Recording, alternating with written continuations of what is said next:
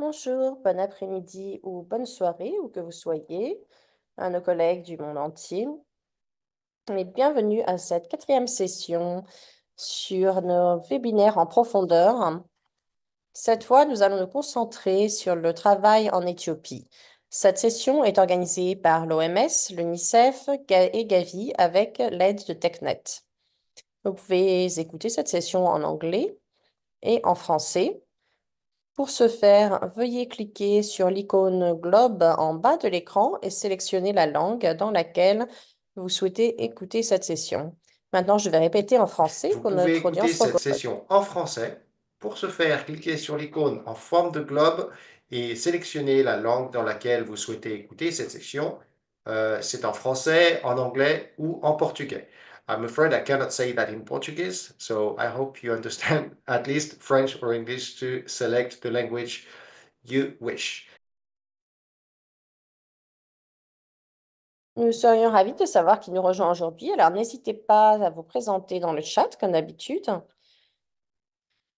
et veuillez nous dire de quel pays vous venez et pour quelle organisation vous travaillez. Ce serait fantastique.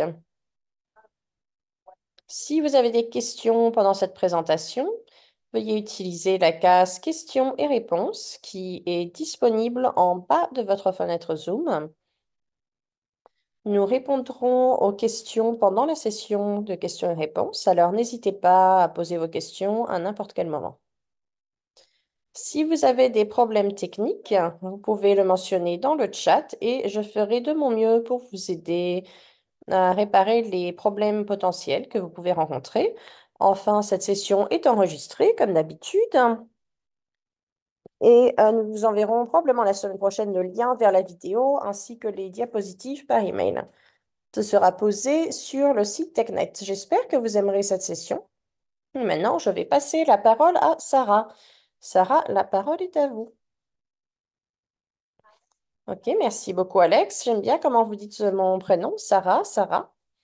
Ok, bonjour tout le monde. Merci de nous rejoindre pour notre dernière session pour ce grand rattrapage. C'est travail en profondeur sur l'Éthiopie. Si vous vous souvenez, en Éthiopie, c'est un des pays qui avait le plus haut nombre d'enfants zéro dose.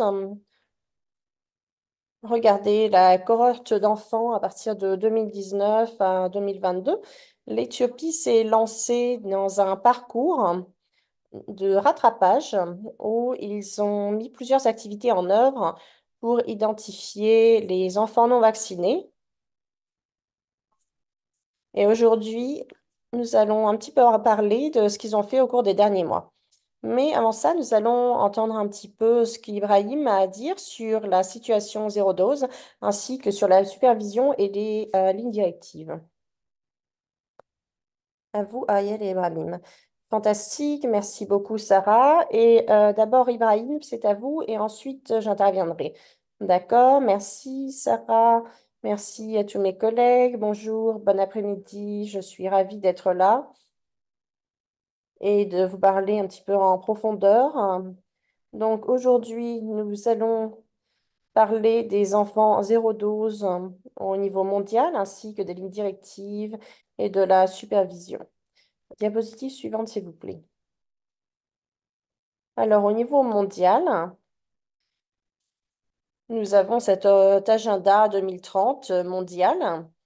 C'est un programme mondial qui est entre 2021 et 2030. Et l'objectif était finalement d'utiliser 2019 comme dénominateur et de réduire le nombre d'enfants zéro dose d'ici 2025 et de 50% jusqu'à 2025.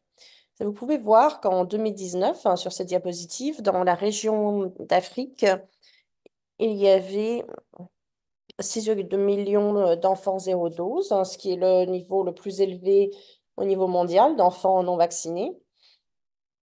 Vous pouvez regarder, vous pouvez voir ici en 2019, hein, pendant la pandémie, les choses sont retournées en arrière, hein. Il y a une augmentation du nombre d'enfants zéro dose au niveau mondial, mais aussi surtout au niveau d'Afrique. Les enfants sous-vaccinés ont également augmenté. Et c'est pour ça que nous essayons d'assister avec ce programme de rattrapage. Le rattrapage, c'est pour les enfants qui ont raté la série primaire de vaccins et ça a augmenté pendant la pandémie 2021-2022. Et ensuite, nous essayons essayer de revenir dans les rails afin de pouvoir atteindre les objectifs de l'agenda d'immunisation 2030. Le pic que nous avons vu du retour en arrière, que peut voir, c'était en 2021-2022. Vous avez vu un déclin des chiffres normaux. Vous pouvez voir en bas par rapport à 2019 que nous avons plus d'enfants zéro dose, 6,7 dans la région d'Afrique. Par rapport à 2019, nous en avions 6,2. Ce qui montre que si on suit les objectifs de l'agenda 2030, normalement, ça aurait dû être beaucoup plus bas que 6,2. Et nous avons eu aussi les gens qui ont arrêté de se faire vacciner. Donc, on est passé, on avait 8,6 millions en 2019 au total et on est passé à 9,9 en 2023. Mais vous pouvez voir également que la couverture du DTC 1 fait diminuer par rapport à 2019 et la DTP 3 qui était un petit peu en dessous également. Nous avons vu ça dans un certain nombre de régions d'Afrique. Diapositive suivante, s'il vous plaît.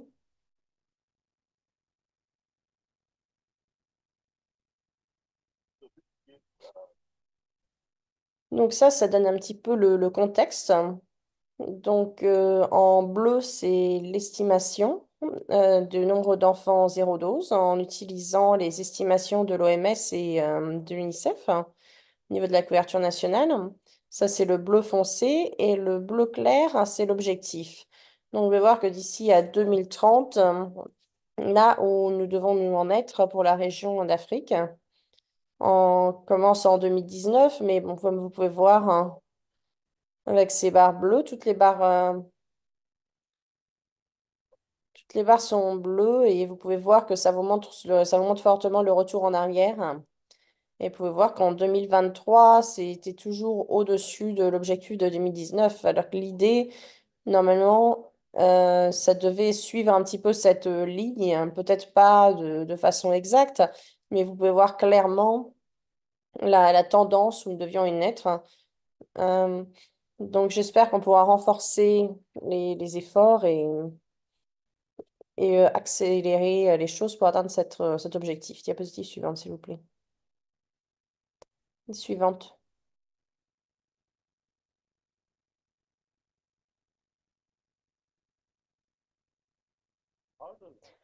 Alors, comment on peut comparer l'Éthiopie à retourner, s'il vous plaît? Donc, en 2022, si vous regardez les pays du top 20, selon des paramètres clés qui montrent le nombre d'enfants zéro dose, en 2021, on peut voir que l'Éthiopie était derrière l'Inde, le Nigeria, mais ensuite, euh, d'ici à 2023, ils sont montés en position 3. Nous avions avant 1,1 million d'enfants et ensuite nous avions 900 000. Donc ça a diminué. C'est une tendance que nous voyons, mais ce sont des chiffres assez importants et il faut qu'on en fasse plus pour réduire ces chiffres. Il y a des pays comme l'Indonésie qui ont également fait des progrès. Vous pouvez voir des pays qui ont bougé par rapport à leur position d'avant, certains qui sont descendus, certains qui sont montés. Nous, on est légèrement montés. Vous pouvez voir aussi, par exemple, Madagascar a beaucoup monté. Diapositive suivante, s'il vous plaît.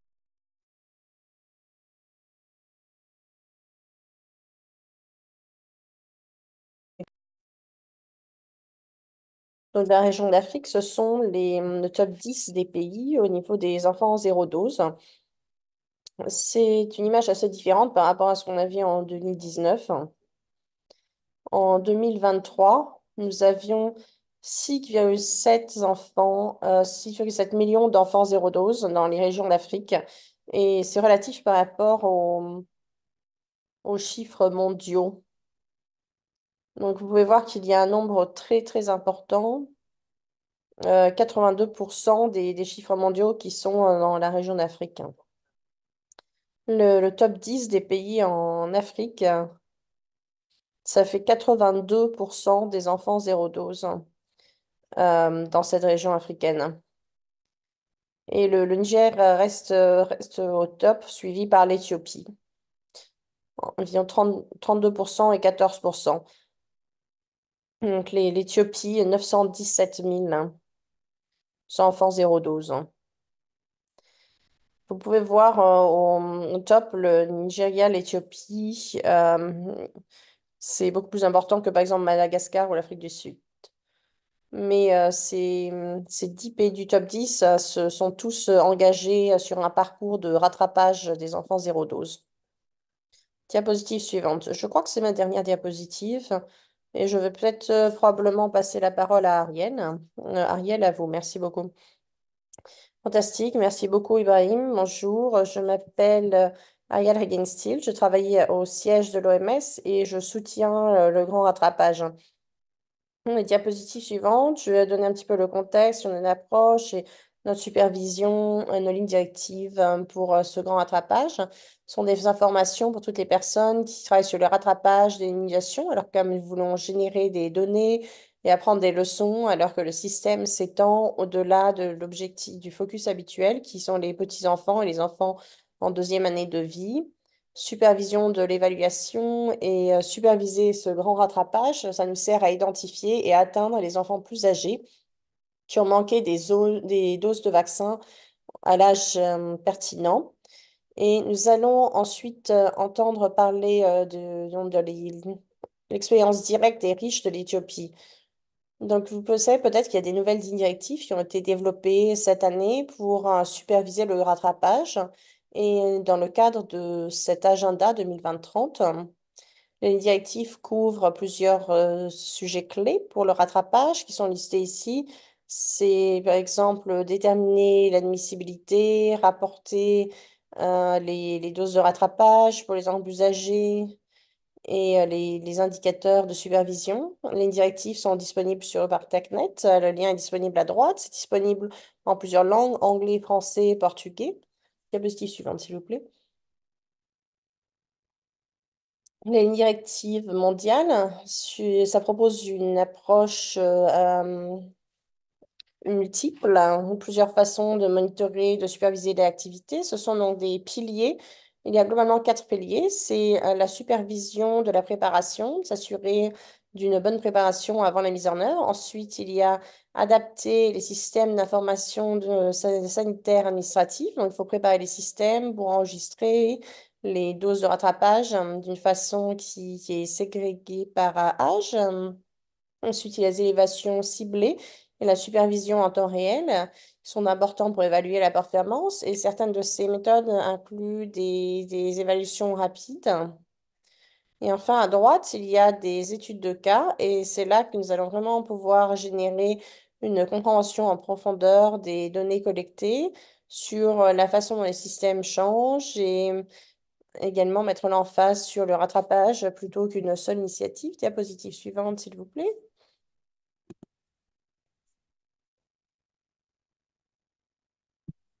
Donc, ce diagramme illustre les 4 piliers et ça vous montre les dates, le calendrier du grand rattrapage. Vous pouvez voir les méthodes qui ont été délibérées, par les équipes pays. Maintenant, la plupart des pays sont dans une phase de mise en œuvre. Donc, c'est cette grande phase au centre. Pour les pays qui utilisent une approche intensifiée, donc pour délivrer l'immunisation, c'est accompagné par la collecte de données administratives et une certaine supervision. C'est suivi également par un type d'enquête, par exemple, pour avoir une supervision pour évaluer la performance. Dans l'idéal, il y a aussi une réunion de supervision pour collecter des données pour la suite. On peut regarder que délivrer ces services pour s'assurer que les enfants reçoivent leur dose en temps imparti et pour réduire le nombre d'enfants zéro dose. Si vous regardez vers la droite, l'objectif, c'est que des leçons de rattrapage soient intégrées dans les politiques, dans des révisions de politiques sont déjà en train d'être mises en œuvre pour réviser les bonnes pratiques et essayer d'atteindre tous les enfants qui manquent une dose. Diapositive suivante. Maintenant, pour se tourner vers le formulaire de supervision de Gavi pour le grand rattrapage, beaucoup d'entre vous chez Gavi savent que c'était pour la période qui vient de passer. Il y a eu un changement, c'est que ça a été développé avec la nouvelle directive du grand rattrapage. Et c'est pour que les enfants, pour les pays qui reçoivent de l'aide de Gavi pour vacciner les enfants zéro dose. Et il y a 4 sections, donc avec des piliers. La première chose qu'on peut voir, par exemple, c'est l'indicateur de préparation. Donc, par exemple, le calendrier, les procédures, les outils de supervision. La deuxième section, c'est sur les résultats. Donc, il y a deux parties pour les résultats. Cette première partie, c'est le statut de la mise en œuvre. Comment est-ce que l'on apporte les vaccins? Est-ce que c'est de rendez-vous de routine? Et ensuite, il y a les détails de chaque modalité. Diapositive suivante, s'il vous plaît. La section des résultats continue et c'est là que nous avons un changement. C'est là que le nombre de doses administrées pour un Penta, donc Penta 1 et 3, le papillomavirus, le vaccin contre la rougeole, etc. Cette section a été modifiée depuis la première période. Il y a deux changements principaux qui sont apparus ici.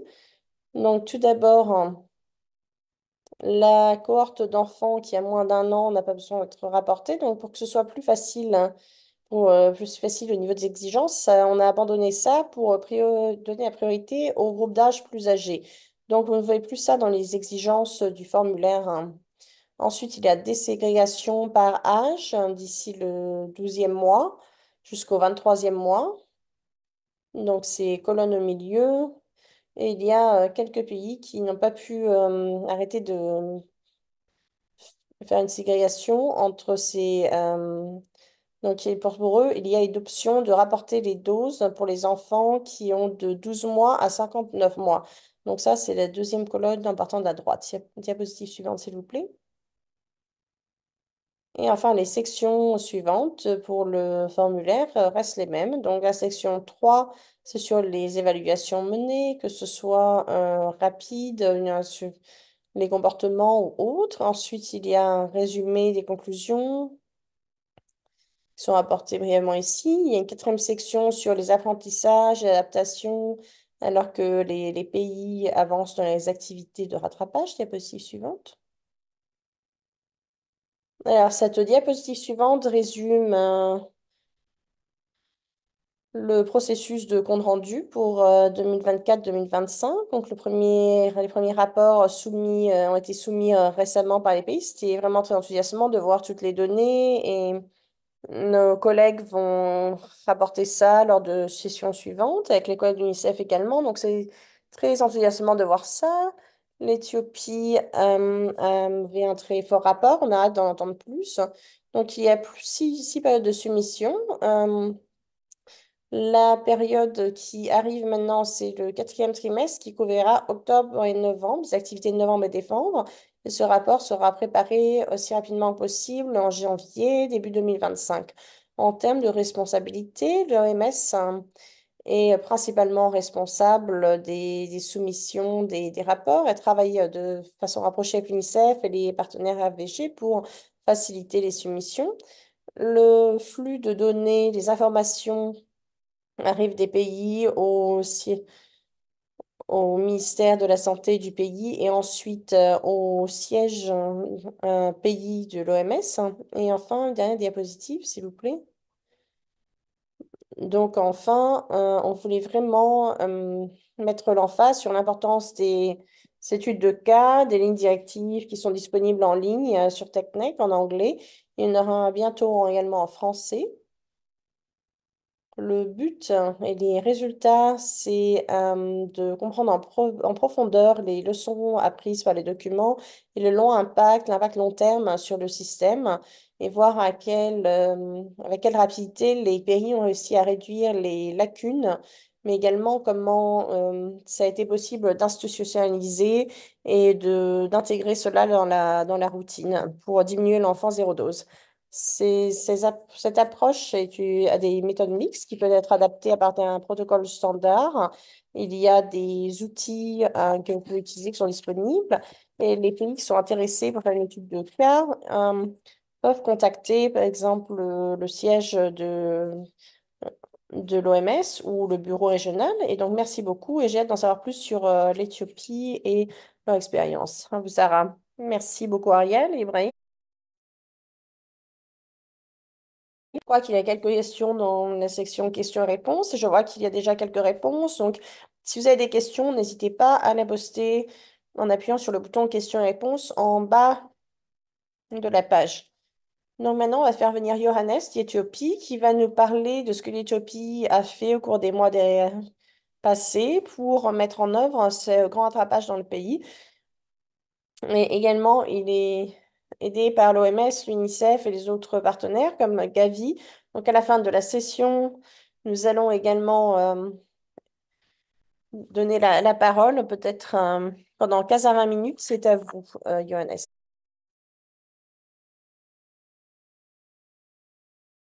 Merci beaucoup, Sarah. Je suis Johannes Lakov. Je travaille aussi au niveau administratif en tant qu'agent d'administration de programme, de conseiller d'administration de programme. Je suis ravie de présenter les leçons et les apprentissages de l'IETOPie dans le cadre de ce grand rattrapage. Mon collègue n'a pas pu être là aujourd'hui parce qu'il est sur le terrain. Et donc, je voudrais remercier Gavi, l'OMS et l'UNICEF de me donner cette plateforme de partager avec cette communauté mondiale. Et nous sommes ravis de partager notre expérience en tant que pays. Diapositive suivante, s'il vous plaît. J'ai une présentation brève. Je vais donner un petit peu le contexte, la situation des cas zéro dose en Éthiopie, la politique de rattrapage pour les enfants zéro dose, les leçons que nous avons pris, le progrès suivant. Diapositive suivante, oui. Donc, en tant que pays, l'Éthiopie est un des pays les plus peuplés d'Afrique. Nous avons 112 millions de personnes. Une grande partie de cette population vit dans des zones rurales. Donc, 77% vit dans une communauté rurale. Nous avons 12 États régionaux et deux administrations de villes. Diapositive suivante. Diapositive suivante, s'il vous plaît. Diapositive suivante. Est-ce que vous pouvez m'entendre? Oui, oui, merci. Donc, juste pour vous montrer un petit peu des informations, le contexte, si jamais vous ne connaissez pas le contexte en Éthiopie. Donc, nous avons déjà, nous nous avons déjà fourni des nouveaux vaccins pour plusieurs antigènes, incluant le vaccin contre la COVID et aussi le vaccin contre la fièvre jaune. Ce sont plusieurs vaccins qui vont arriver sur notre pipeline. Diapositive suivante. Donc, je me suis dépêchée, mais je me dépêche juste pour donner un petit peu le contexte. Donc, la situation zéro dose en Éthiopie, comme vous la connaissez, comme Ibrahim l'a déjà présenté, nous sommes le troisième pays de la liste qui, qui a un nombre important d'enfants zéro dose et qui fait un rattrapage. Il y a pour l'instant 917 000 enfants zéro dose. C'est une estimation de notre pays. C'est une estimation de l'OMS. Ensuite, il y a l'Inde et l'Indonésie sommes à plusieurs pays qui ont un nombre très élevé d'enfants zéro dose. Suivant, oui, merci. Ça, c'est juste pour vous montrer la couverture vaccinale générale depuis les années 2000. Donc, si vous regardez la couverture au cours des 2 dernières décennies, il y a eu une progression en termes d'immunisation et de couverture. Mais depuis 2019, 2020, 2021, 2022, il y a un déclin de la couverture vaccinale et nous avons une augmentation du nombre d'enfants zéro dose, comme vous pouvez le voir. L'année dernière, en 2023, nous avons un petit peu progressé.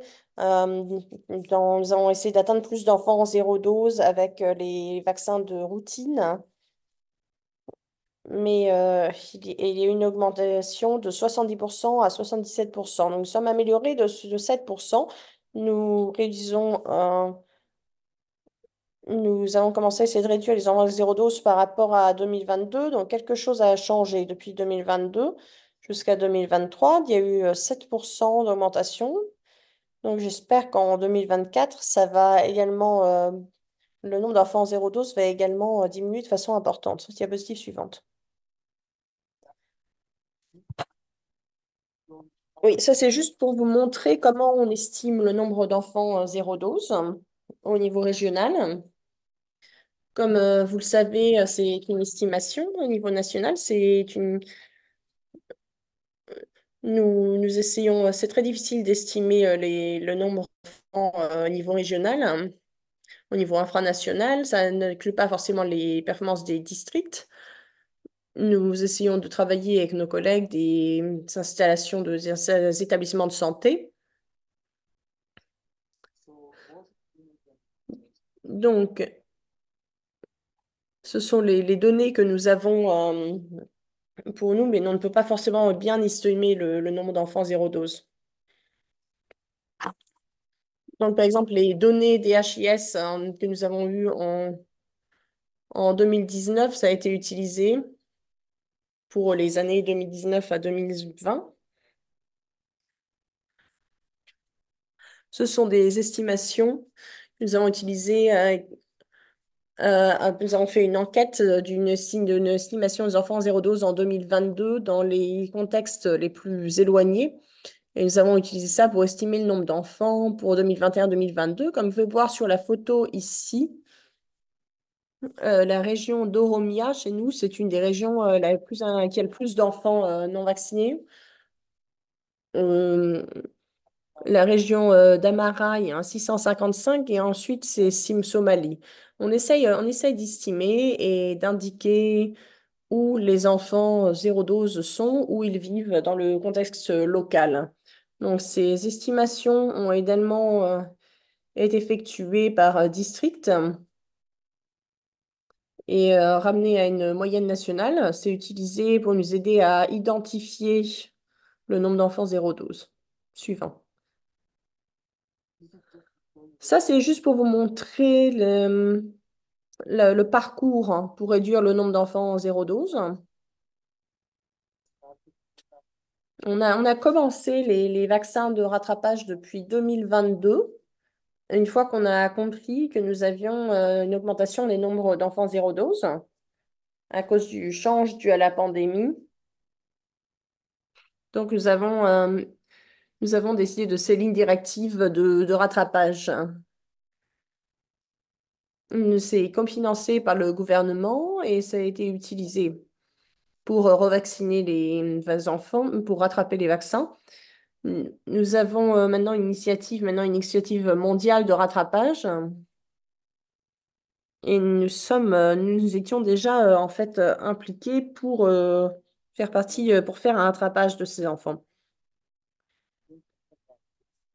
La mise en œuvre, lorsqu'on a commencé à mettre en œuvre cela, on a réalisé qu'il y avait une mauvaise compréhension du système de zéro dose, que le système n'était pas uniforme, qu'il n'y avait pas de ligne directive établie. Donc, une fois qu'on a compris ces problèmes, on a développé une façon d'aider au rattrapage.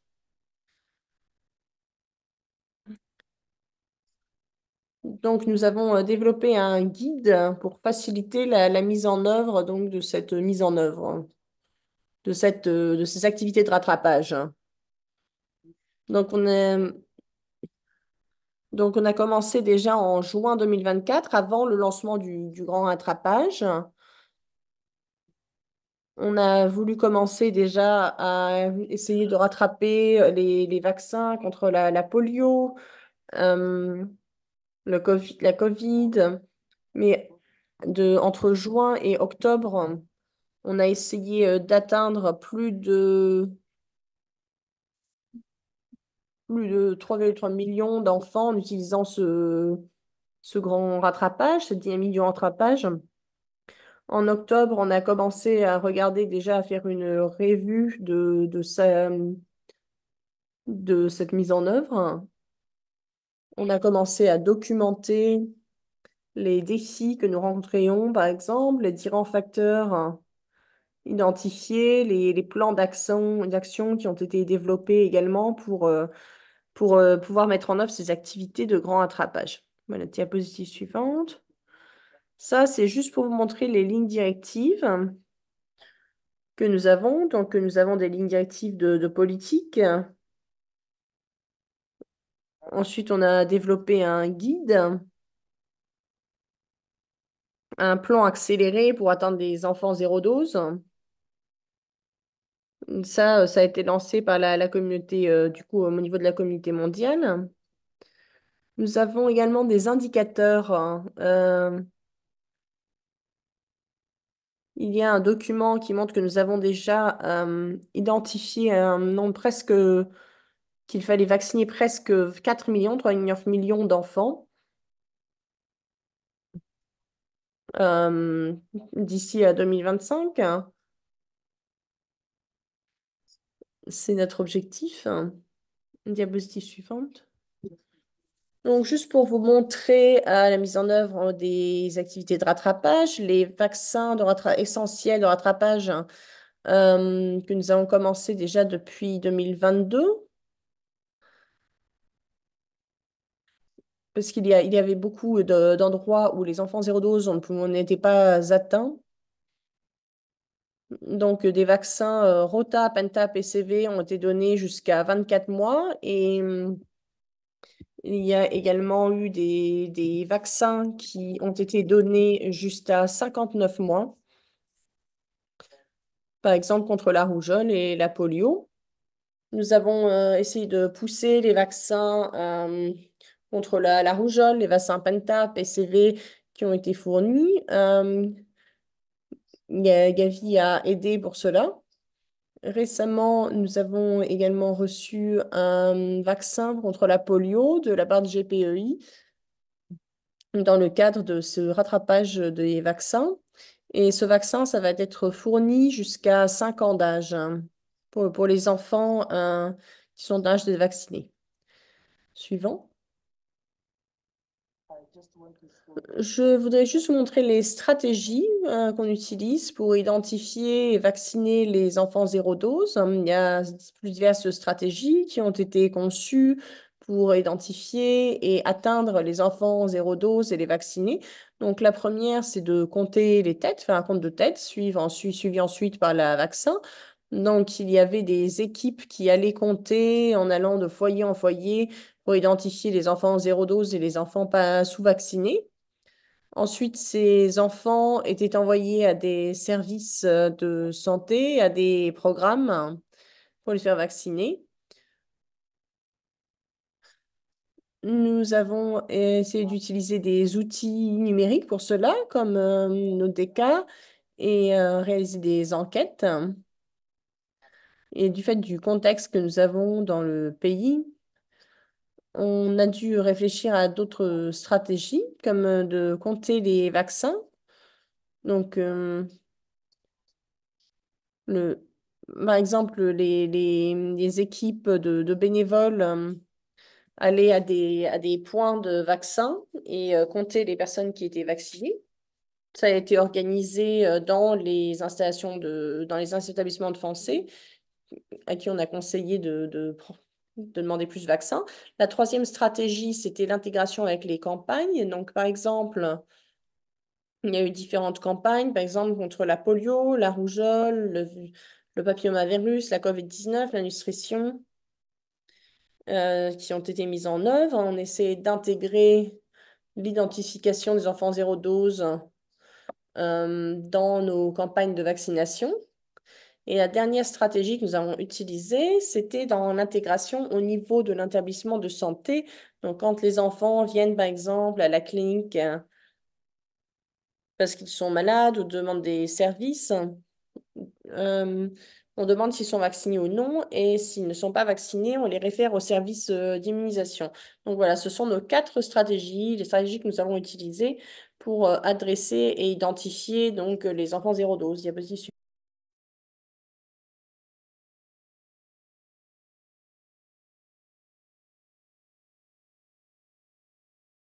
Pour certaines zones particulières qui sont affectées par des conflits, nous avons dû établir des stratégies qui sont différentes, qui sont spécifiques, qui sont utilisées. Par exemple, essayer d'identifier les enfants non vaccinés dans les zones de conflit en faisant de l'accès dans la communauté. Donc, par exemple, aller toucher ces enfants et les vacciner et s'en aller. Nous avons essayé d'identifier, de vacciner les enfants et de respecter le calendrier national, mais également le contexte local. Donc, par exemple, nous avons dû faire parfois des mises en œuvre qui n'étaient pas, qui étaient par étapes. Quand les situations, par exemple, s'améliorent, alors on fait des activités de rattrapage. On s'est également engagé avec des partenaires humanitaires qui ont aidé les équipes logistiques, qui ont aidé à identifier les enfants zéro dose. Ils se sont impliqués pour distribuer, ils sont impliqués au niveau de la logistique. On a essayé d'utiliser des escortes militaires également quand c'était possible. On a demandé par exemple à du personnel militaire de faire des livraisons. Il y a toujours des domaines qui ne sont quand même pas accessibles à cause du conflit. Et dans ces zones, nous essayons de réfléchir à trouver un bon moment pour évaluer la situation. Diapositive suivante. Donc pour les activités préparatoires, on essaye de faire un plaidoyer pour cet agenda zéro dose avec le ministère de la Santé et c'est devenu une initiative du ministère de la Santé, une initiative importante. Et cela facilitera toute la mise en œuvre. Maintenant, ça fait partie d'un agenda. C'est un programme phare hein, et nous avons su des budgets de 10 millions de dollars hein, pour mettre en œuvre ces vaccinations. Nous avons le budget, par exemple, des budgets de Gavi. Nous avons de l'aide de CDC et TFGH. Nous avons également les aides de l'UNICEF Gavici, programme UNICEF Gavicif, Inaccessible, le programme de l'OMS, programme de Save the Children. Il y a beaucoup d'organisations qui contribuent à nos ressources pour vacciner les enfants zéro dose. Il y a également une assistance technique qui est utilisée. Donc, par exemple, que ce soit pour les programmes régionaux, euh, pour avoir une mobilisation, pour soutenir le grand rattrapage. Diapositive suivante.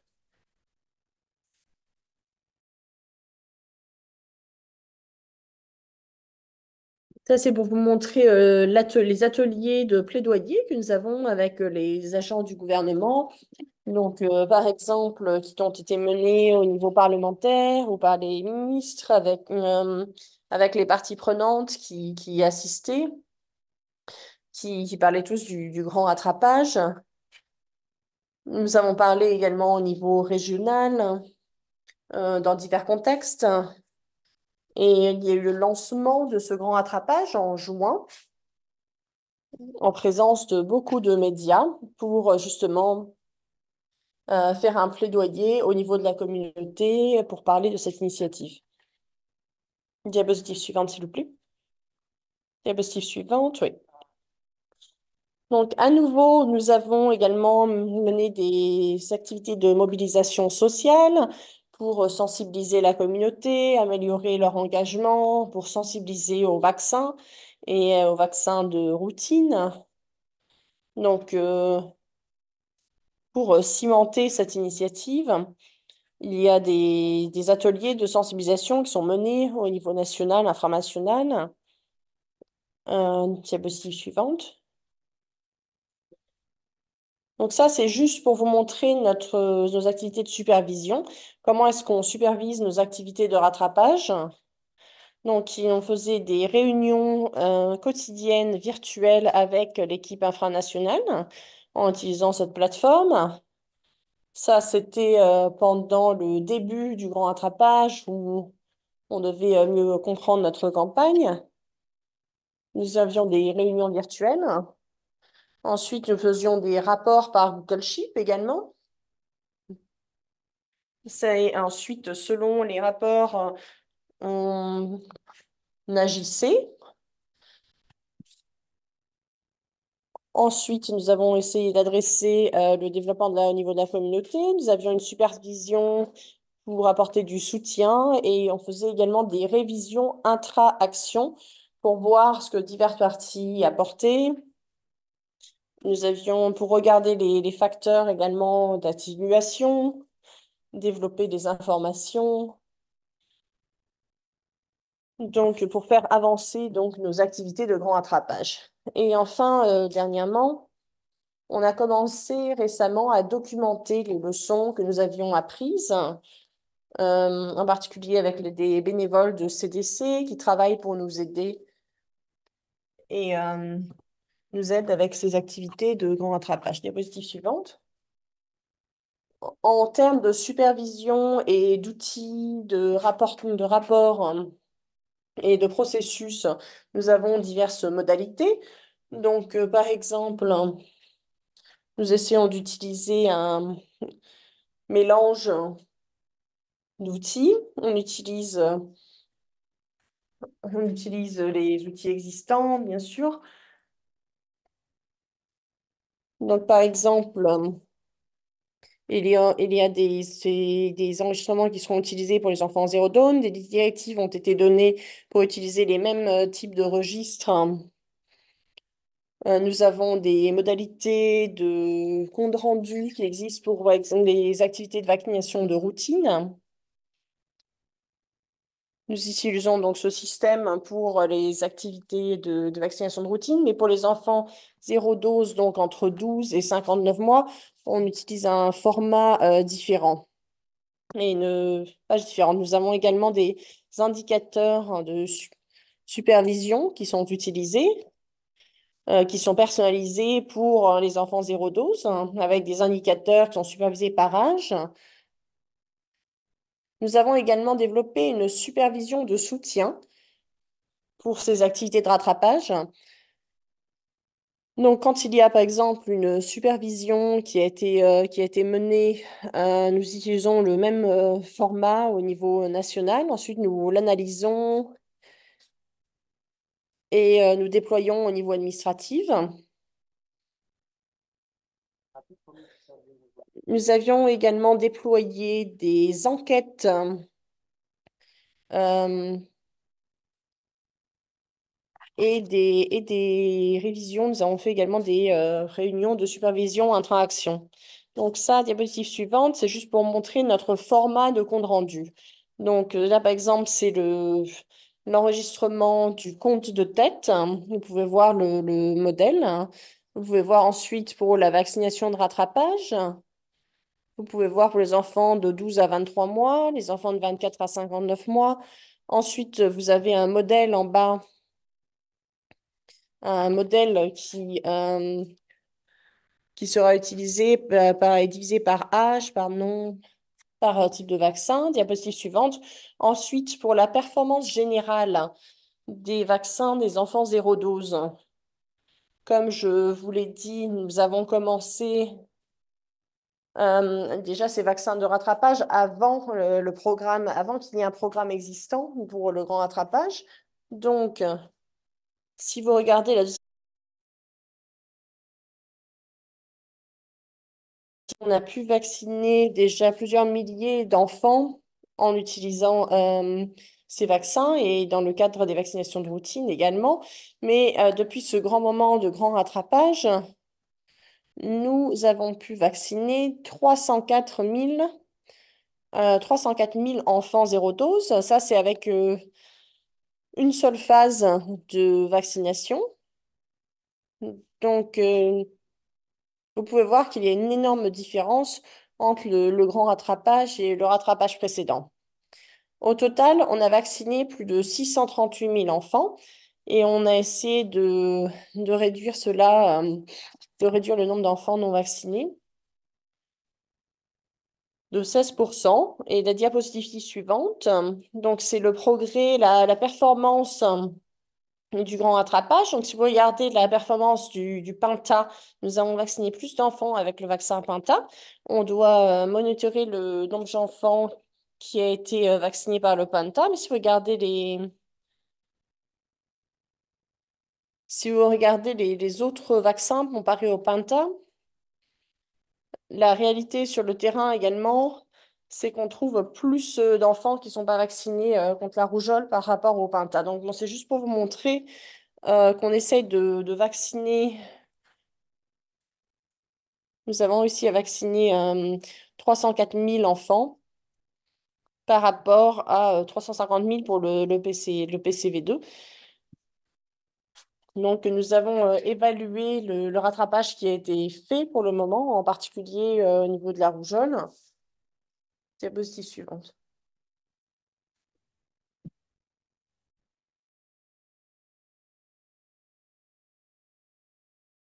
Ça, c'est pour vous montrer une enquête communautaire rapide que nous avions déployée en utilisant ce format pour faire nos activités de supervision. On essaye de faire des activités, des enquêtes de communauté rapides. Donc, par exemple, nous avons réussi à rendre visite à 26 000 foyers qui avaient 19 000 enfants de moins de 5 ans et nous avons identifié environ 525 enfants zéro dose pendant ces visites particulières. Donc, les nombres d'enfants zéro dose dans la communauté. Et ce que nous avons vu grâce à cet outil, c'est que nous devons faire le rattrapage dans ces zones parce que les enfants ne reçoivent pas le vaccin dans ces zones. Donc, on doit vraiment s'assurer d'atteindre les enfants dans ce pays. Donc, par exemple, l'RCS, cette enquête communautaire rapide, ce sera un de nos outils utiles pendant ce parcours de rattrapage parce que nous n'avons pas des enquêtes, que nous n'avons pas de solution intermédiaire pour valider la couverture du grand rattrapage. Diapositive suivante. Donc ça, c'est juste pour vous montrer les efforts de grand rattrapage. Ça a également contribué à atteindre des enfants qui ont manqué des doses de vaccin, mais ça contribue également à renforcer les services, par exemple le développement des compétences au niveau de l'institution, au niveau individuel. Ça augmente le chance d'enfants qui va recevoir des vaccins. Ça, ça contribue au développement des services de santé grâce au grand rattrapage, à ce effort de grand rattrapage.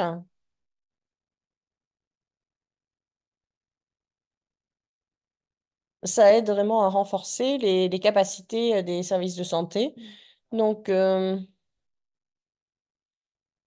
c'est là que nous voyons vraiment la contribution de ces activités de grand rattrapage. Diapositive suivante.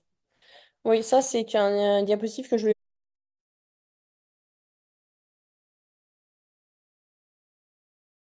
quand on fait une campagne de grand rattrapage dans une de nos régions, voilà, c'est un scénario que j'utilise. Je vais vous montrer un exemple. Nous avons réussi à vacciner beaucoup d'enfants de moins de 1 an avec des vaccinations de routine, mais il y a des grosses différences selon les régions.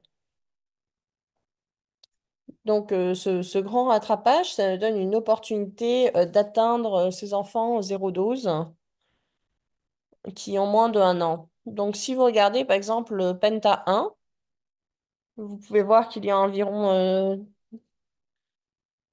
43 000 enfants. Vous pouvez voir les enfants zéro dose également jusqu'à 59 mois. Ceux qui ont moins d'1 an, justement, on considère pas comme rattrapage, on considère comme vaccination de routine. Donc, environ 3 000 enfants pour le Pentawan de 0 à 11 mois. Donc, ça contribue beaucoup à ce rattrapage des enfants zéro dose. Quand on met en œuvre ces activités de vaccination de routine dans le cadre de ce grand rattrapage. Diapositive suivante. Ça, c'est aussi, diapositive suivante, c'est aussi pour vous montrer l'intégration, pour vous montrer la contribution de ce grand rattrapage. On veut également intégrer le paludisme et également donner des suppléments de vitamine A. On veut également regarder s'il y a des problèmes au niveau des organes, identifier les fistules, les prolapses, euh, les becs de lièvre.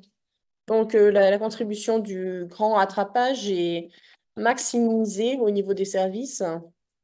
Ça bénéficie vraiment au programme en général. Donc, nous voulons fournir tous ces services pour les enfants. Donc, si vous regardez, par exemple, pour détecter la malnutrition, vous pouvez voir qu'il y a beaucoup d'enfants qui ont été atteints. Nous avons réussi à atteindre 4,1 millions d'enfants et à les évaluer pour voir s'ils étaient mal nourris. Diapositive suivante.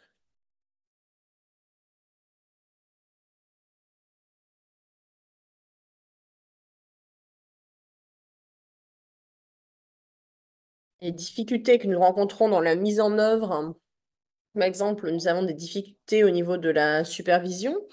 Il y a des problèmes de fonctionnalité au niveau de la coordination, au niveau des districts.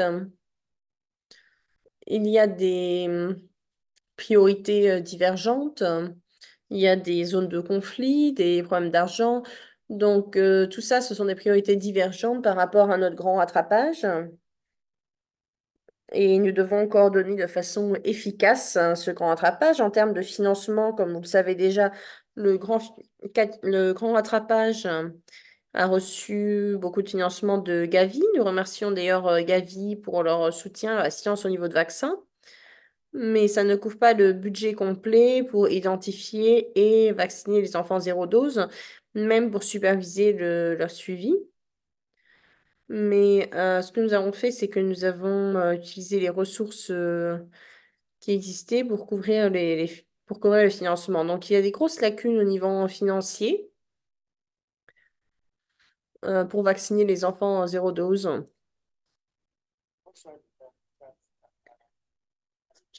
Nous avons également identifié un défi qui n'était pas exact. Par exemple, il n'y a pas d'enfants zéro dose. Les travailleurs de santé, il n'y a pas d'enfants zéro dose dans leur zone parce qu'ils ne comprennent pas bien le concept de zéro dose. Donc, hmm, il y a également d'autres défis, par exemple dans les zones de conflit. Il faut pour identifier les enfants zéro dose dans les zones de conflit, c'est difficile parce qu'on ne peut pas forcément gagner accès.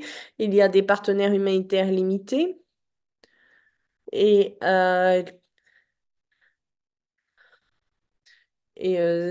ça dépend un petit peu des zones de conflit. Il y a au niveau de la mobilisation communautaire également, il y a des complications. parce qu'il y a des zones qui ne sont pas vraiment accessibles, où il n'y a pas accès à la télévision. Il faut qu'il y ait des bénévoles qui s'impliquent, mais pour ça, il faut mobiliser la communauté pour faire partie de ce travail. Nous avons également des défis au niveau de la supervision. Donc, par exemple, la disponibilité d'outils et la constance, la complétion des rapports, pour montrer à quel point les comptes rendus sont spécialisés. Nous devons peut-être faire des changements dans le format, car il y a certains défis pour réussir à... c'est un défi que nous avons identifié au niveau du compte rendu. Diapositive suivante.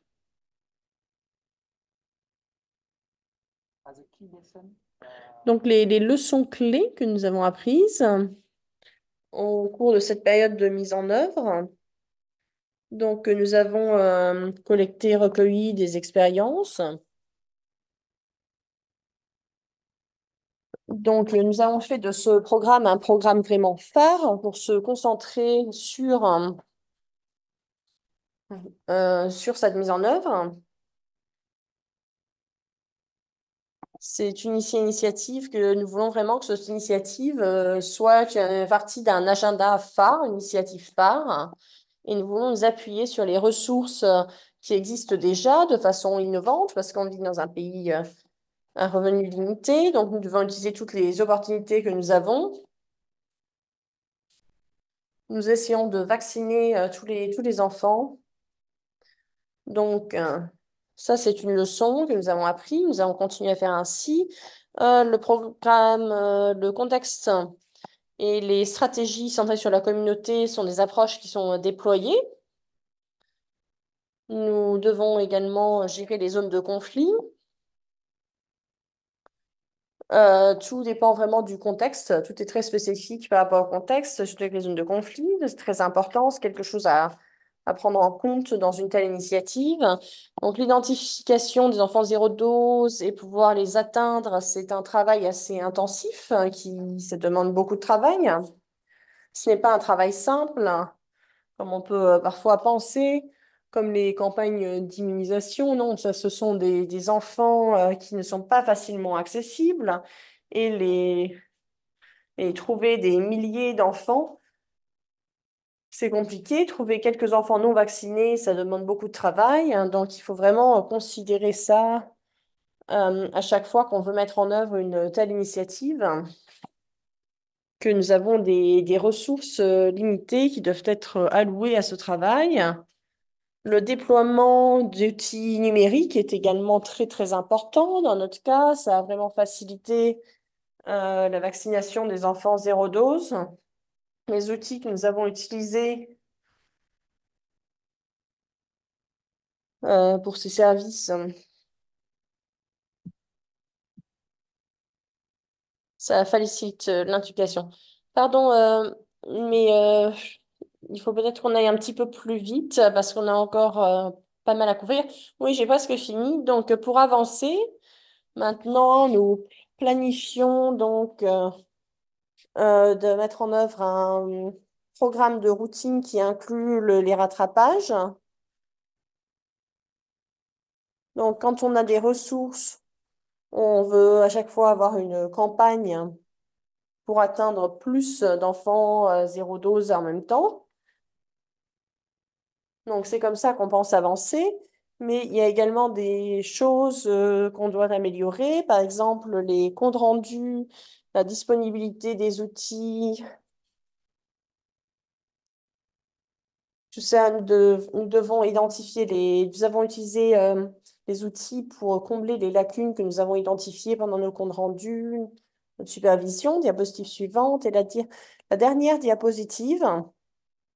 Maintenant qu'on est en train de mettre en œuvre ce grand rattrapage, nous avons reçu des millions de doses de vaccins de la part de Gavi. Donc, nous utilisons ce soutien généreux de Gavi. mais nous avons tout de même des lacunes pour pouvoir complètement mettre en œuvre ce grand rattrapage. Donc maintenant, nous avons identifié le budget nécessaire pour vacciner les enfants 0 dose et 22 millions, il faudrait 22 millions de dollars, c'est estimé, c'est l'estimation, c'est ce qui serait nécessaire hein,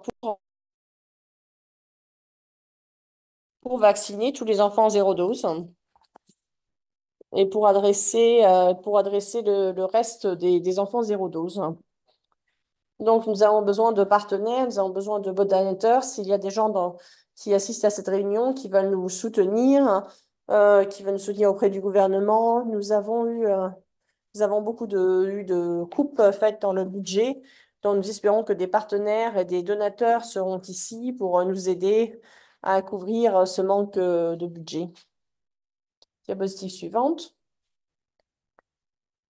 Ah, ça, ce sont des vraies photos que nous avons prises de visites sur le terrain, par exemple, du moment du grand rattrapage. Mais vous voyez donc les personnes qui sont en train de travailler sur le terrain, dans leur environnement sur le terrain. Diapositive suivante. Ça aussi, c'est juste pour vous montrer un petit peu vraiment la réalité du terrain, la réalité de travailler dans un environnement qui pose des défis. Et enfin, je voudrais remercier Yavi, Sarah, l'équipe de l'OMS, l'UNICEF, TechNet, de m'avoir donné cette opportunité de partager avec la communauté mondiale sur cette plateforme. Et s'il y a des questions, des commentaires, des questions, n'hésitez pas à les poser. Merci et au revoir.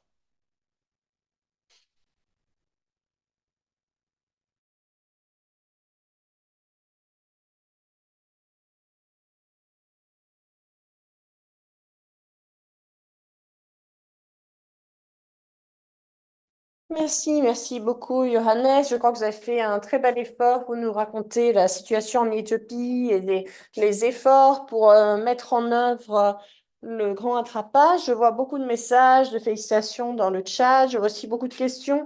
Je vois une main levée. Mais d'abord, si quelqu'un veut parler, nous avons Emmanuel également en ligne hein, qui voudrait parler. Si quelqu'un veut parler, oui, j'avais le main, mais je voulais juste féliciter pour une très belle présentation. Oui, merci. Donc, nous avons beaucoup de collègues de l'UNICEF, de l'OMS, Johannes, beaucoup de personnes veulent vous présenter leurs compliments pour votre présentation. Je vois beaucoup de questions de Daniel hein, sur la sensibilisation. Je ne sais pas si vous voulez faire un commentaire là-dessus. Moi, je peux venir? Oui, merci. Merci beaucoup pour je représente l'équipe pays au sujet de la sensibilisation euh, sur la présence ou l'existence des enfants 0 dose dans certains domaines. Donc, je voudrais peut-être juste expliquer. Nous- les travailleurs de la santé sont sur ton premier plan, ils sont très impliqués, ils fournissent les services en Éthiopie.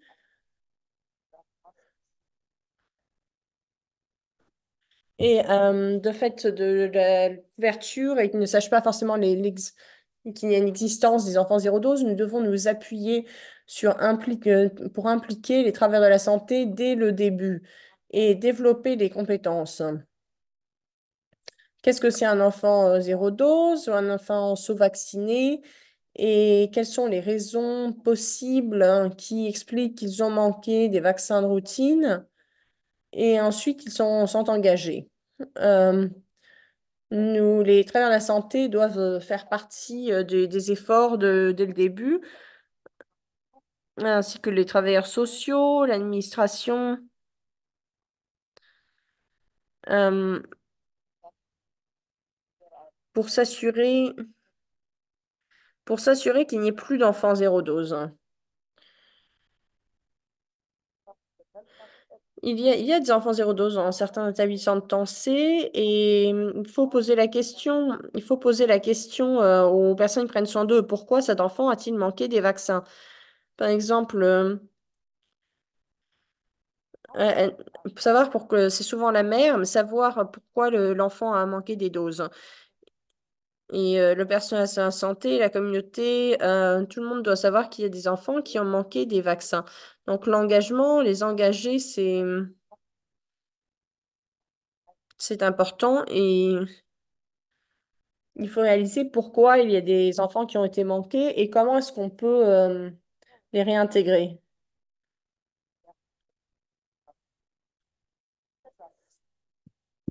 Et donc, il faut déjà faire une supervision, oui, mais il faut aussi superviser, planifier au niveau national avec les partenaires sur le terrain. Il faut soutenir les régions sur le terrain. Il faut soutenir au niveau des établissements de santé, au niveau de la communauté. Qu'est-ce que ça veut dire? Engager tout le monde, engager pro- les gérants de programme.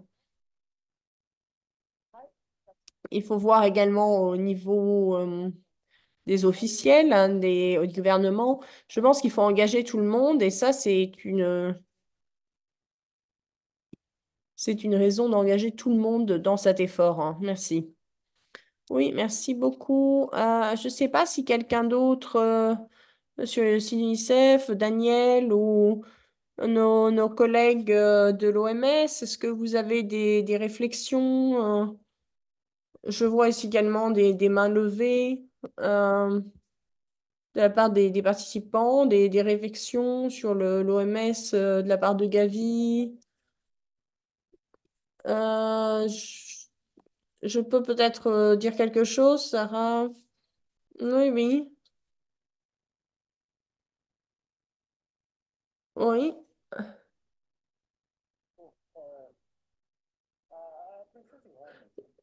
J'ai apprécié la présentation de Johannes, il a très bien présenté et ça a montré que le pays était impliqué. Le pays est impliqué depuis 2022, par rapport à 2023. Et réduire le nombre d'enfants zéro dose, ça a déjà commencé en 2022. Je pense que du fait de la pandémie, des conflits également dans certaines régions, le pays a un nombre élevé d'enfants zéro dose.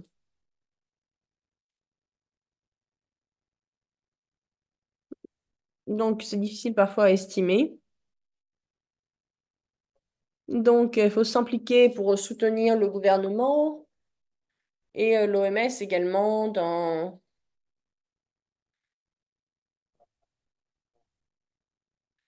Je pense que c'est important d'apporter un soutien pour réduire le nombre d'enfants zéro dose en déployant du personnel sur le terrain pour assister. Donc, techniquement, nous voulons développer des lignes directives pour soutenir cette initiative.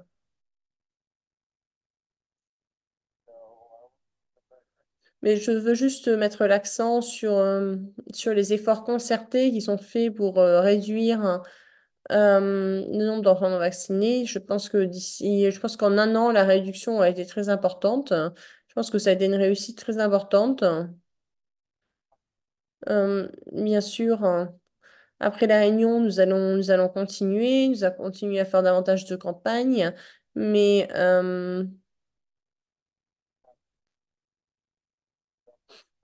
donc, par exemple, nous allons avoir des vaccins contre la fièvre jaune à tous les endroits, les premiers points de sensibilisation pour la campagne. Et nous allons continuer au niveau de l'initiative vaccinale.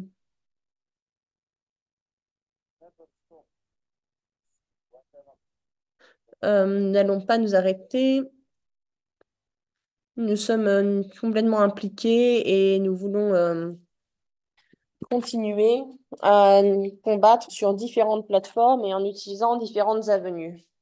Merci, oui, merci. Et je crois que ça adresse d'ailleurs certaines questions dans le chat sur, par exemple, après le grand rattrapage, comment le pays veut institutionnaliser le rattrapage, justement. Et j'aimerais savoir, par exemple, ce qu'Emmanuela a à dire, hein, parce qu'elle travaille au niveau du pays, au niveau de l'Éthiopie pour Gavi. Oui, merci, merci beaucoup. Merci à toutes les équipes pour leur présentation, toutes les équipes pour leur travail. Je voulais juste mentionner, par exemple, parler un peu du plaidoyer et du budget. Au niveau du plaidoyer, il y a beaucoup à apprendre de la façon dont l'Éthiopie a vraiment travaillé au niveau du plaidoyer auprès du gouvernement et également au niveau des niveaux plus inférieurs, hein, voir comment ils ont adressé les problèmes d'hésitation sur les vaccins multiples. Par exemple, il fallait faire de multivaccins pour un enfant pour une session. Et je crois que ça se reflète finalement dans les messages qui sont arrivés pas seulement au niveau des ministères, mais au niveau de l'engagement qui n'est pas imprécédenté sur les enfants zéro dose, ce que ça veut dire quand on adresse ces problèmes. J'ai regardé, par exemple, au niveau de le ministère de la Santé, maintenant, les nombre d'enfants en zéro dose est vu comme un indicateur de la santé des enfants. Et je pense que vous avez vu ça également dans la présentation de Johannes. Vous avez vu que tout le monde a vraiment insisté sur ce message, sur les diverses avenues. C'est comment adresser le nombre d'enfants zéro dose avec diverses initiatives. C'est pas seulement pendant cette campagne de grand rattrapage qu'il y a ce niveau de plaidoyer au niveau du gouvernement, mais c'est comment on utilise ces campagnes pour essayer de parler d'atteindre les enfants zéro dose en général.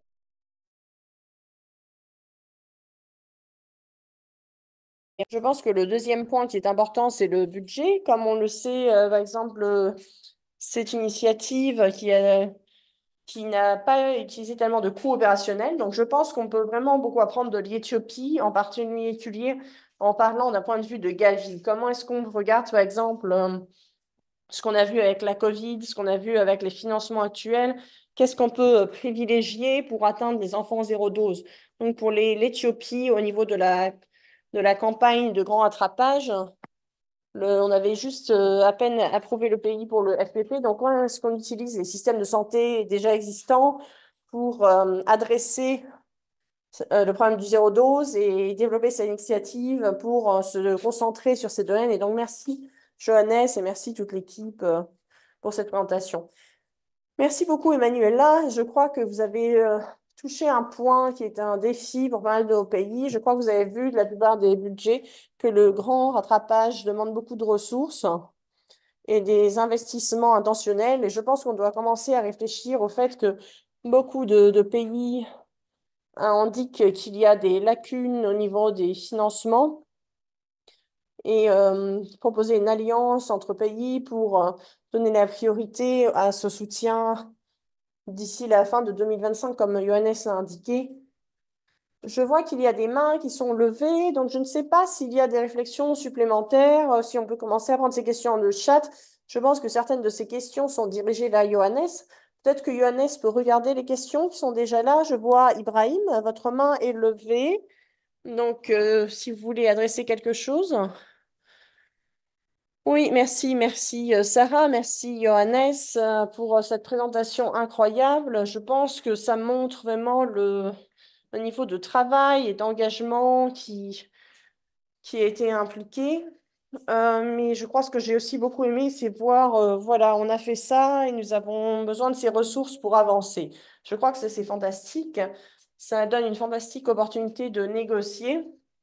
Juste rapidement, je pense que ça a mis en valeur le besoin d'élaborer des stratégies différentes.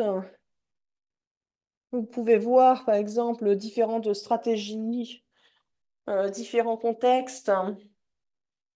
mais également en regardant, par exemple, aux données, les données présentées, ça donne une opportunité d'interroger certaines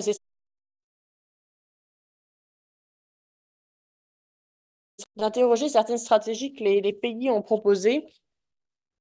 Donc, je pense que nous pouvons apprendre beaucoup de choses juste pour clarifier deux éléments, par exemple, avec Johannes. Donc, quand vous faites des enquêtes communautaires, j'ai vu, par exemple, je serais intéressée de savoir si vous avez regardé euh, les endroits, les doses qui ont été utilisées, ce qui pourrait aider, qu'est-ce qui pourrait être utilisé pour ajouter à ces données sur le grand rattrapage. Euh, et également, j'ai vu que principalement, on a regardé les zéro doses pour les vaccins de routine, juste pour comprendre comment est-ce que vous avez séparé cela des doses qui sont en retard, hein. Donc, pour l'objectif du grand rattrapage. Mais présentation fantastique et j'ai hâte d'en savoir plus. Merci Sarah, à vous. Oui, merci beaucoup Ibrahim. Et je crois que vous avez pointé quelque chose de très important. Quand on fait cette enquête rapide dans la communauté, c'est qu'on n'a pas forcément vu cette approche utilisée. Donc, par exemple, quand les données arrivent au niveau administratif, oui, il faut se concentrer sur ce point. On va voir nos participants. Donc, on va passer aux participants.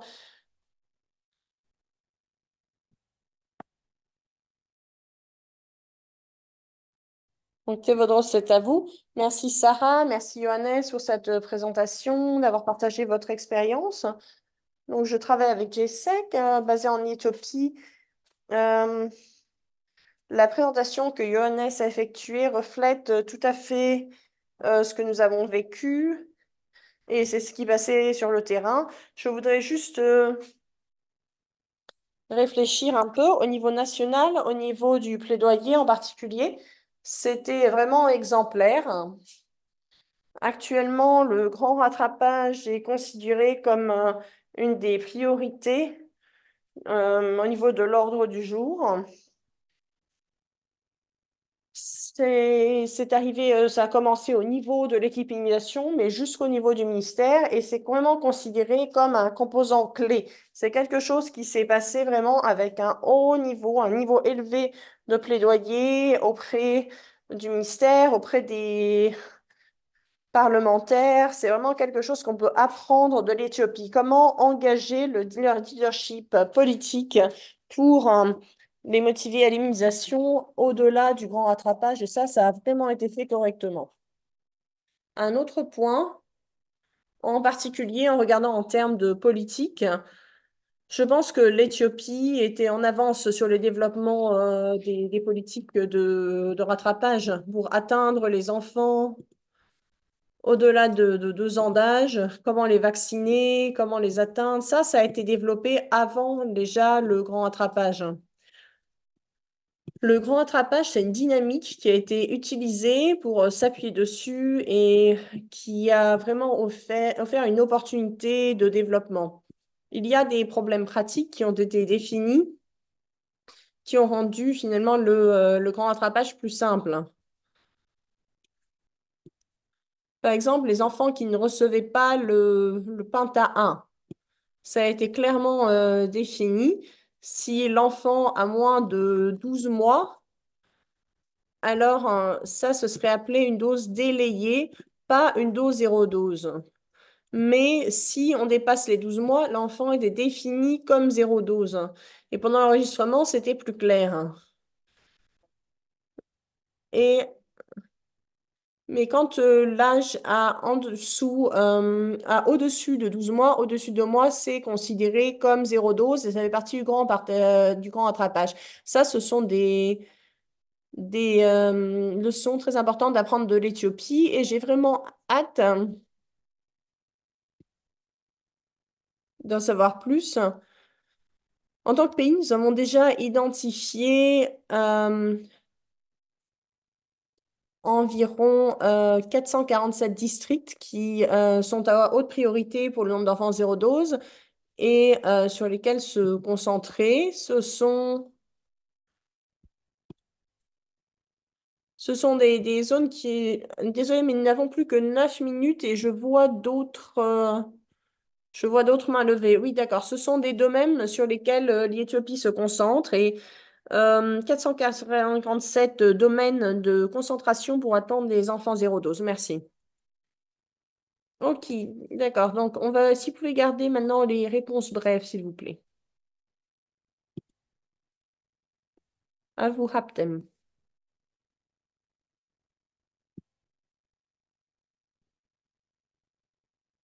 Sarah, merci pour cette opportunité. Mon nom est Aptamou du programme. Je voudrais déjà féliciter tout le monde pour les excellentes présentations et je voudrais juste faire quelques compléments au niveau de l'Éthiopie, au niveau du programme zéro dose, de différentes perspectives. Par exemple, le problème au niveau de l'approche par âge, au niveau des interventions, au niveau de la durabilité, comment vacciner les enfants zéro dose. Donc, nous avons fait tout un programme qui fonctionne, qui marche en Éthiopie, oui. Et pour également essayer d'apporter sur les vaccins jusqu'au dernier kilomètre, jusqu'au dernier mile, c'est la perspective que l'Éthiopie utilise.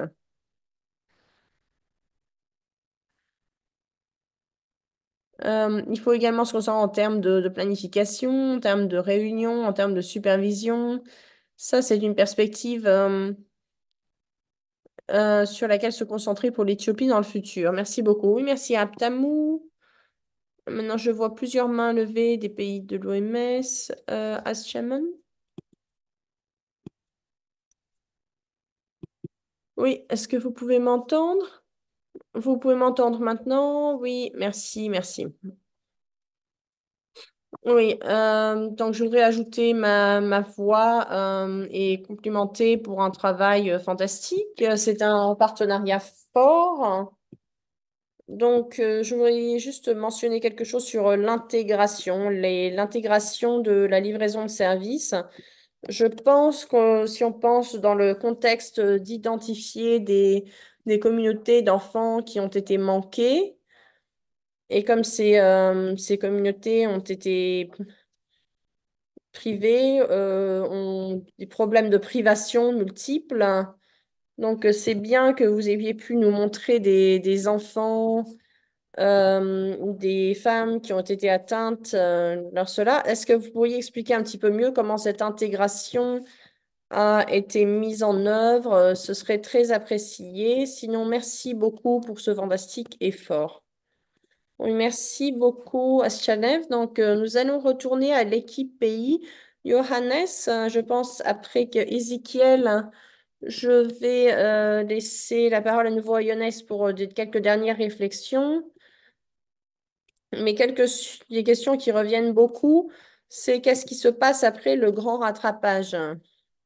Il y a eu donc beaucoup de grosses initiatives depuis octobre. Nous avons atteint beaucoup d'enfants. Est-ce que euh, est-ce que c'est réaliste d'attendre autant d'enfants d'ici 2025? Peut-être que vous pouvez ensuite finir, résumer pour nous et nous expliquer comment les efforts vont continuer après l'initiative. Mais d'abord, passons la parole à Ézéchiel et puis Daniel, mais très brièvement parce que nous avons 5 minutes et on doit laisser Johannes dans les répondre. Oui, donc je voudrais juste répondre à ces questions immédiates. Ça va pas être possible d'atteindre cet objectif. Bien sûr, ça va pas être possible d'atteindre l'objectif en un an, mais si on compare le nombre d'enfants zéro dose par rapport en 2019, pas par rapport en 2021, le problème, C'est 2023.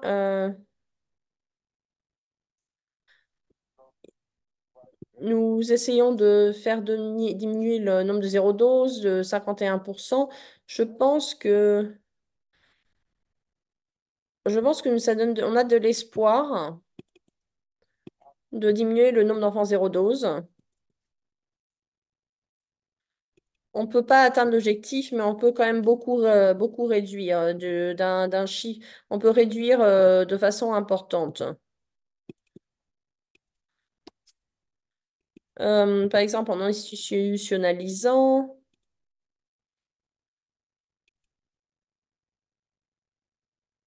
Et nous avons l'opportunité d'atteindre plus d'enfants zéro dose au cours des années à venir,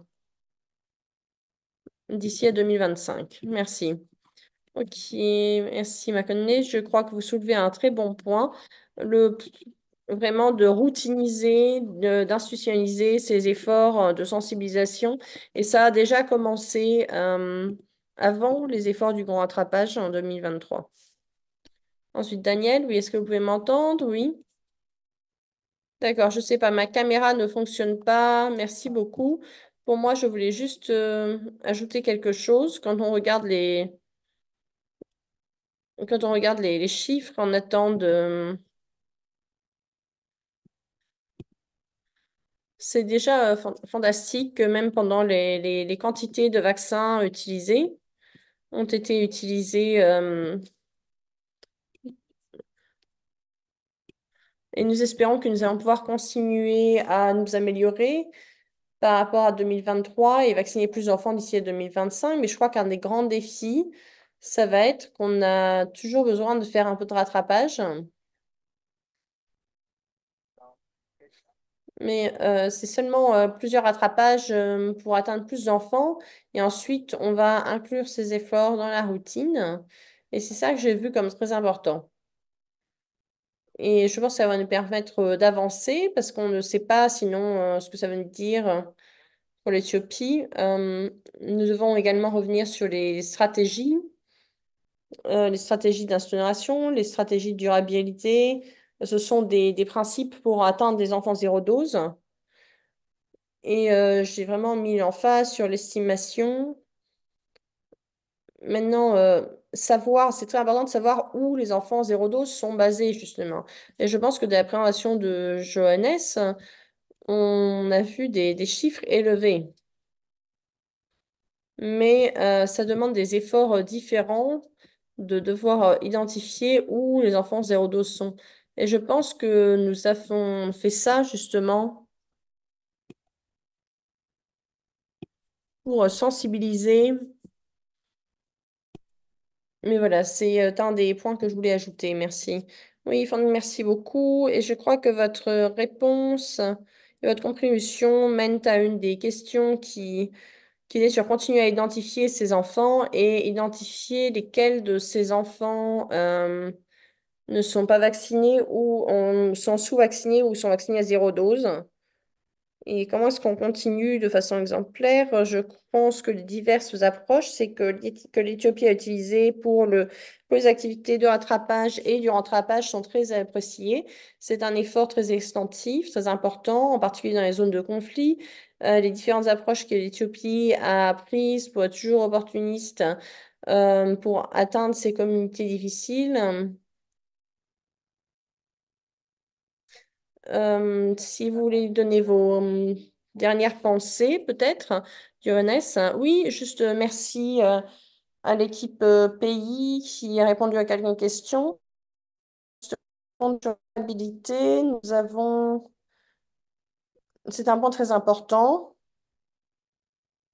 Nous y avons pensé au niveau du ministère pour les enfants zéro dose, pour la nouvelle cohorte, et nous concentrons également sur les initiativités d'immunisation de routine, pas seulement pour adresser le problème zéro dose, mais pour adresser les vaccinations de routine. Le deuxième agenda que nous avons, le deuxième plan, c'est s'occuper des enfants qui n'ont déjà pas été vaccinés avant et rattraper dans les activités, faire des activités de rattrapage. Et dans le futur, on va viser à institutionnaliser les activités de vaccination de rattrapage. Donc, on a élaboré une stratégie. On va vouloir continuer à rattraper dans le système de routine. Mais ensuite, si on voit un enfant qui a moins de 5 ans qui n'est pas vacciné, alors on le vaccinera. Enfin, on va continuer à intégrer les activités de rattrapage, à les intégrer. Quand il y a un vaccin comme la polio, la rougeole, quand on sait qu'il y a des vaccins, par exemple, il y a une campagne pour la polio, par exemple, la semaine d'après, on va continuer à intégrer notre agenda zéro dose. Mais avec ce rythme, on ne peut pas être vraiment clair sur le nombre de personnes qui n'ont pas été vaccinées avant. Donc c'est là qu'on doit compter sur nos partenaires, sur le gouvernement, pour vraiment ce ratard d'enfants qui s'est accumulé, qui n'est pas vacciné. Si vous nous donnez les ressources, si nos partenaires financiers nous donnent les ressources, si on a le vaccin, alors on peut organiser des petites campagnes dans différents domaines et adresser ces communautés. Mais on continue, on on continue à s'appuyer sur toutes les ressources, sur tous les budgets qui existent. Donc, on va continuer à faire ça et on va essayer d'atteindre tous ces enfants qui doivent avoir un rattrapage de vaccin. Je crois que c'est sur des choses sur lesquelles je voulais réfléchir, mais nous devons réfléchir à la définition de zéro dose. C'est un défi, la définition de zéro dose.